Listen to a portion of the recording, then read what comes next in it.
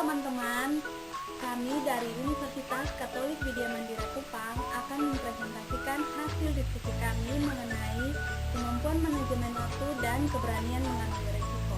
Perkenalkan, saya Resi Balenuru. Saya Albertus Agung Parenpopo. Saya Nathanael Mona Bakir. Baik, kami akan memulai dengan slide pertama. Kemampuan manajemen waktu. Definisi manajemen waktu.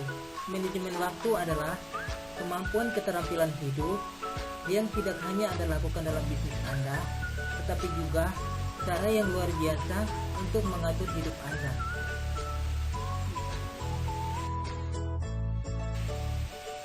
Kemampuan manajemen waktu.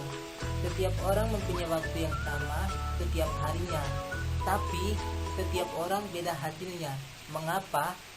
Saya tidak punya waktu bekerja, saya tidak ada waktu untuk belajar, saya tidak melakukan apa-apa hari ini, waktu saya terlalu cepat, saya telah menyelesaikan laporan saya memperoleh penghasilan 1 juta, waktu saya terlalu lambat, saya telah menyelesaikan tugas, pekerjaan, dan saya memperoleh 100.000.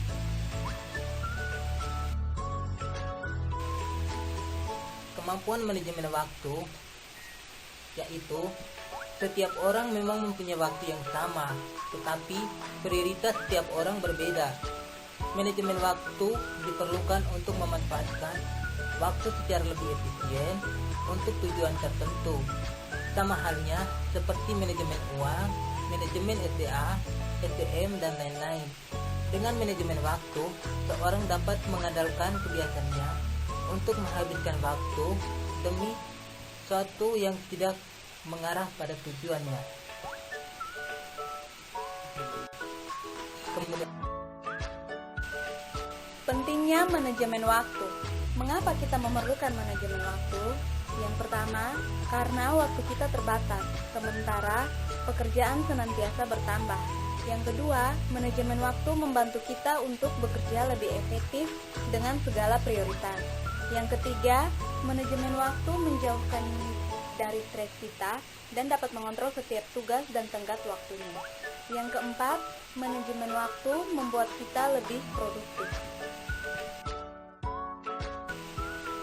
Cara meningkatkan manajemen waktu. Berikut tips manajemen waktu yang tepat dari George Mason University. Yang pertama, lakukan survei waktu pribadi kita. Kemudian yang kedua, perhatikan jadwal harian. Yang ketiga, jangan menjadi perfeksionis. Yang keempat, belajar untuk berkata tidak. Yang berikut kita masuk dalam risiko. Definisi risiko. Yang pertama dalam bahasa Inggris yaitu risk yang berarti bahaya. Dalam bahasa Arab, rizq yang berarti rezeki.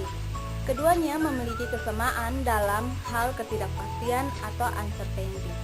Akan tetapi, kebanyakan kata risiko diartikan sebagai dampak negatif dari suatu perbuatan maupun keputusan. Untuk mengurangi risiko yang muncul, biasanya digunakan manajemen risiko. Yang berikut mengenai penyebab timbulnya risiko. Ada 3 penyebab timbulnya risiko. Yang pertama, tenggang waktu antara perencanaan suatu kegiatan sampai kegiatan itu berakhir atau menghasilkan, di mana makin panjang tenggang waktunya, makin besar pula ketidakpastiannya. Yang kedua, keterbatasan informasi yang tersedia yang diperlukan dalam penyusunan rencana. Yang ketiga, keterbatasan pengetahuan atau kemampuan atau teknik pengambilan keputusan dari perencanaan itu sendiri. Yang berikut macam-macam risiko. Berdasarkan dampak yang dihasilkan, macam-macam risiko ada 2. Yang pertama, risiko ekonomi, yaitu menyebabkan kerugian moneter.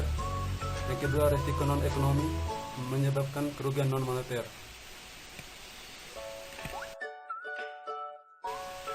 Yang berikut berdasarkan kriteria kejadian. Risiko dibagi atas 2, yaitu risiko teknis dikaitkan dengan teknologi produksi. Yang kedua, risiko ekonomis dikaitkan dengan kegiatan ekonomis dan bisnis.